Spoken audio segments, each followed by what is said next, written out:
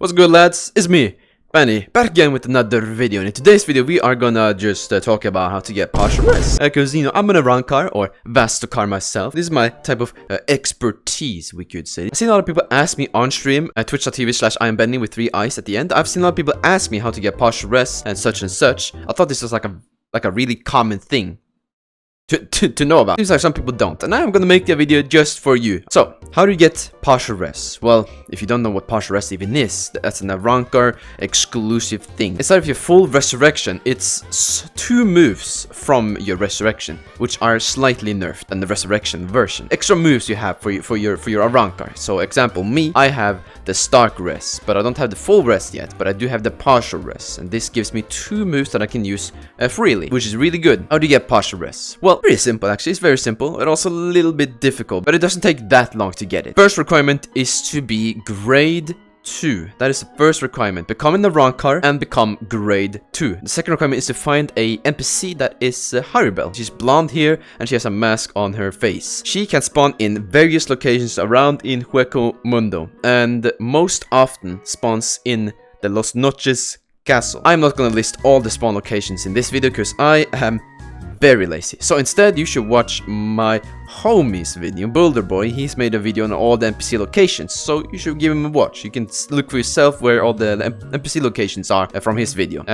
Sounds good. When you find an NPC, you talk to her, she will say yada yada, rada rada, blah blah blah, and then she'll disappear. Once she disappears, that means you are at a new stage of your partial rest quest, and that is to find your partial rest item. Now, it's a little bit hard to find this item. A lot of people says it spawns around Hueco Mundo, and some other people says it only spawns inside Los Noches, the castle, if you don't know. I'm not really sure who's correct here, but my advice here is to go inside the castle and look everywhere within the castle. Look inside the bookshelves, look on the countertops. You have to find an item that is corresponding to your rest. So, of course, you don't know how it looks like when you first start out. You don't know, but I can list some of the items and how they look like. So, example, let's say you spawn with Stark rest. You wouldn't know, but the item you need to look for is a wolf, a blue glowing wolf. That is the item for Stark rest. For Vamp, it's a bat wing. For Bone, it's a literal bone. For Acid, it's like a small purple vial. For Storm, it's a lightning bolt, a yellow lightning bolt. For Slash, I'm not really sure for Slash. Slash is the only one I don't know. Maybe a knife. You have to find this item, but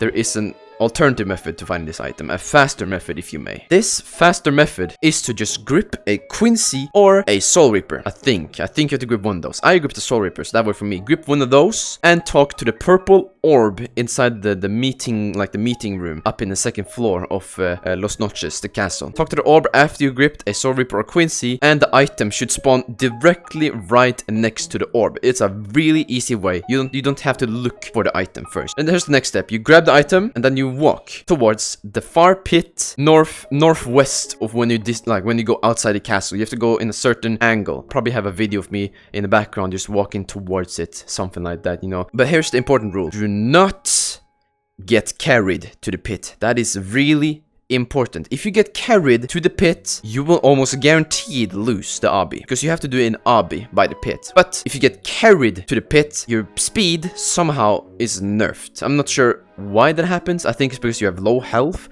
or just a simple matter of you got carried. I'm not really sure the specifics, but if you get carried towards the pit, you will have a slower speed. So do not get carried. Instead, just walk there on your own. Have somebody protect you from the hollows. You can stand on top of somebody and they can run for you, or somebody can push you from behind and you just, there's a lot of different ways to travel faster, but don't get carried. That's the only thing. Do not get carried. And once you're by the pit, you jump straight into the pit. Jump straight into the pit and you will spawn inside the obby. Now, this obby is fairly simple to do if you have done the correct measures, like you don't get carried. During the obby should be like a piece of cake. It shouldn't be that bad. It's not too bad. You just do the simple jumps. If you are a little bit unsure about that jump, you can go into first person. You can jump sideways as well. That's possible. What I did learn in my RCLing days of Roblox clanning, was that to doing obbies, jumping sideways is almost always the best choice, because you have further reach. Your legs have further reach if you jump sideways, so you can do that if you want. First person is also good if you're a little bit unsure about the angles, because there are some jumps here and there that are a little bit risky.